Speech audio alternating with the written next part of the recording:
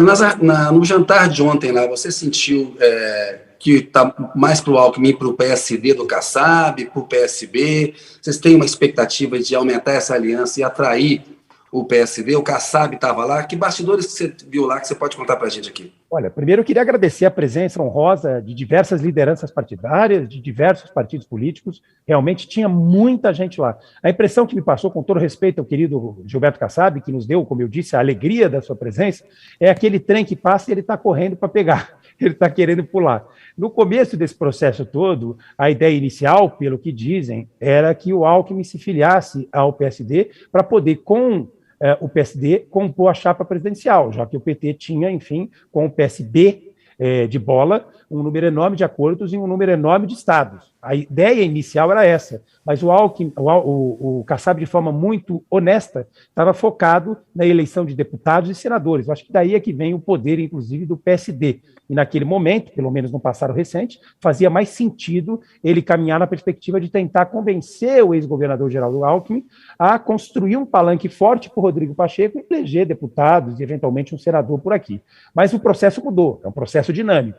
Ontem nós tínhamos o presidente do PSD, Gilberto Kassab, o presidente nacional do PSB, Siqueira, a presidenta do PT, a presidenta do PCdoB, o presidente da Rede, o presidente da Solidariedade, o presidente do PMDB, Baleia Rossi, presidente do PV do Estado de São Paulo, vice-presidente nacional, um número enorme de partidos políticos, 5 governadores, um número enorme de deputados federais, forças políticas do campo progressista, algumas mais conservadoras, mas todas comprometidas com a democracia, o ex-senador, ex-prefeito de Manaus, Arthur Virgílio, que inclusive foi candidato à presidência pelo PSDB, deu um abraço carinhoso, muito fraterno no presidente Lula e registrou na frente de uma série de pessoas que, apesar de ter tido divergências profundas, ter sido, na verdade, uma das lideranças que mais atacou o governo do presidente Lula, sempre foi tratado com respeito, com carinho e que tinha, na reciprocidade que ali estava demonstrando com a sua presença, o mesmo respeito e o mesmo carinho pelo presidente Lula. Veio de Manaus para dar um abraço, enfim, no presidente Lula. Muitas lideranças políticas, eu citei algumas, o Rio de Janeiro estava representado com Molon,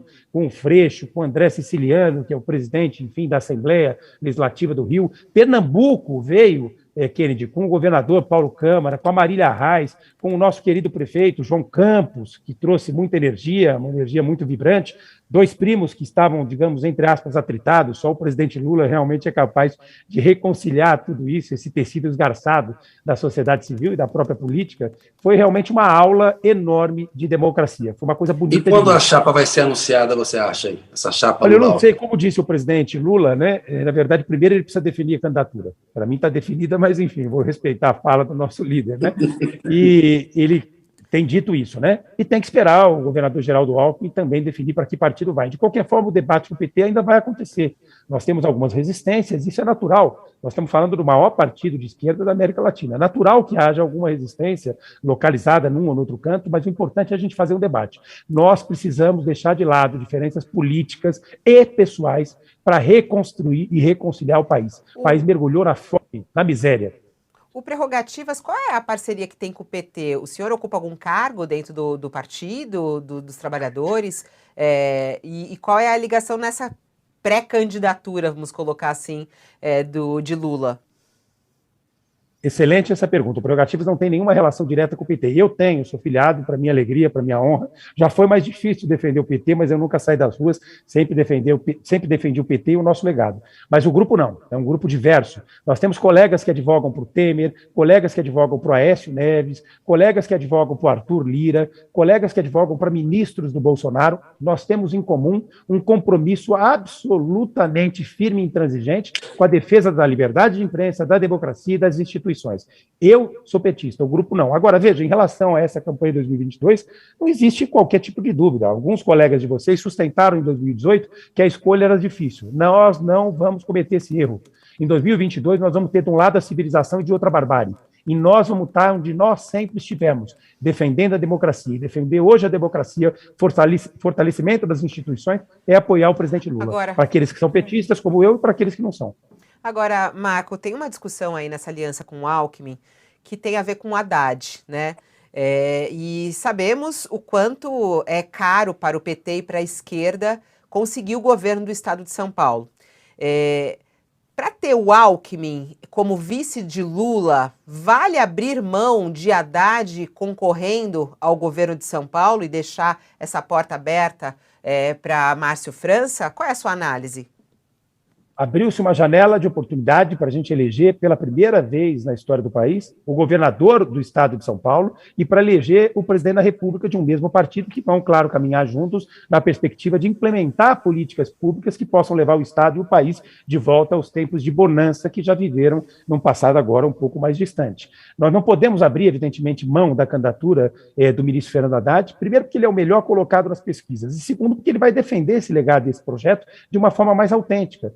O desenho que nos parece mais apropriado, com todo respeito ao querido Márcio França, que inclusive estava presente no nosso jantar, tem o nosso reconhecimento, o nosso carinho, mas o desenho que me parece mais adequado é o Márcio França sair candidato ao Senado.